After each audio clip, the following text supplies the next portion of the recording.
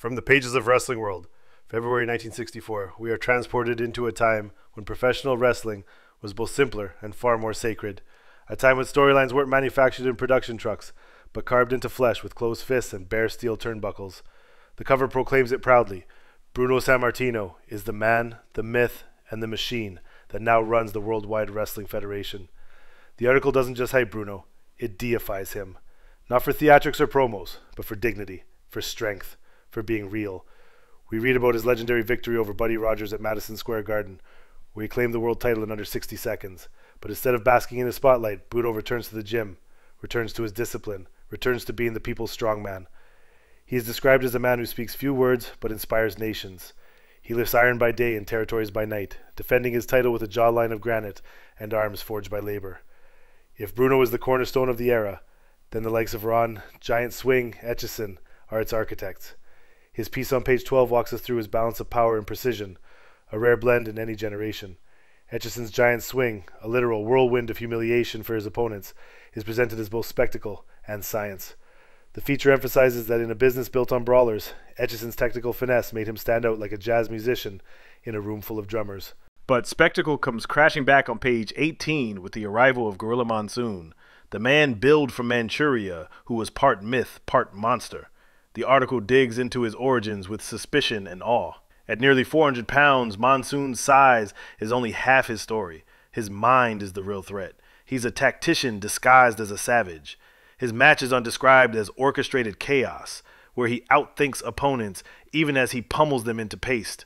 He is terrifying, calculating, and oddly noble.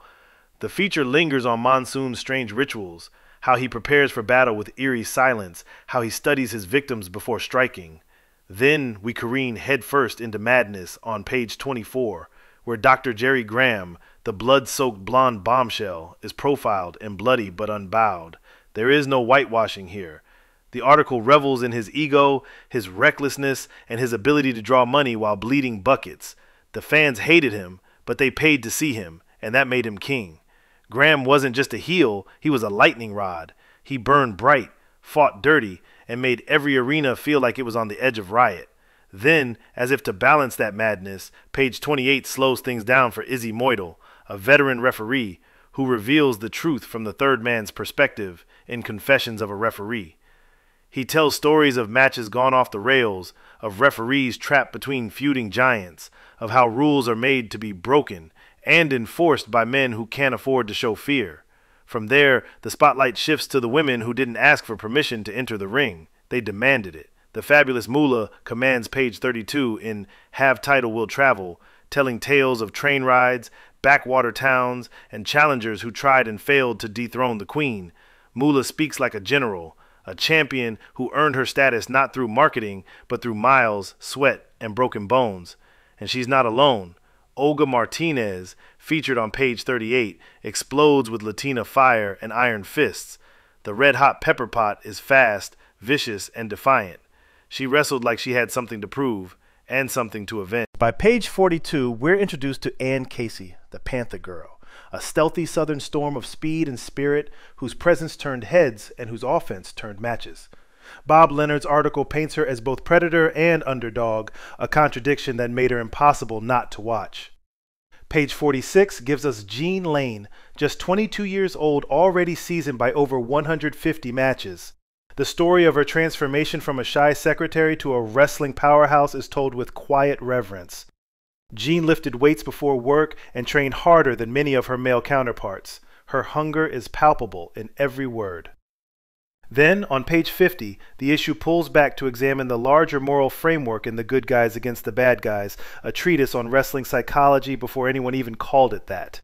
The writers dissect the lines between hero and heel, why fans cheer justice, and why they pay to see it betrayed. It's a masterclass in understanding crowd behavior and the primal urge to pick a side. Finally, we land on page 54 with Ol El Toro, the masked menace from Mexico. He is not just a villain. He is El Toro, a human hurricane with a mask and a mission. His feud with Antonino Rocca nearly caused a riot. The article describes the roar of the crowd, the throwing of chairs, the fire in the air. El Toro is painted as more than dangerous. He's disruptive. He threatens not just the opponent, but the comfort of the audience. His offense is wild, unpredictable, and violently poetic. And when fans blur the line between fiction and fury, he smiles behind his mask. Surrounding all of this are the time capsule ads, dumbbells that promise a new body in 20 days, mail-order wrestling careers for $3, and back issues of Wrestling World offered in bulk for $10. These pages don't just document history, they bleed it. This is the gospel of grappling, printed in ink and shouted through decades. So like, share, and subscribe, because before the glitz and pyro, before the megastars and the streaming apps, there was this. Men and women with bruised pride and broken bodies, stepping through the ropes and daring the world to believe. This isn't nostalgia.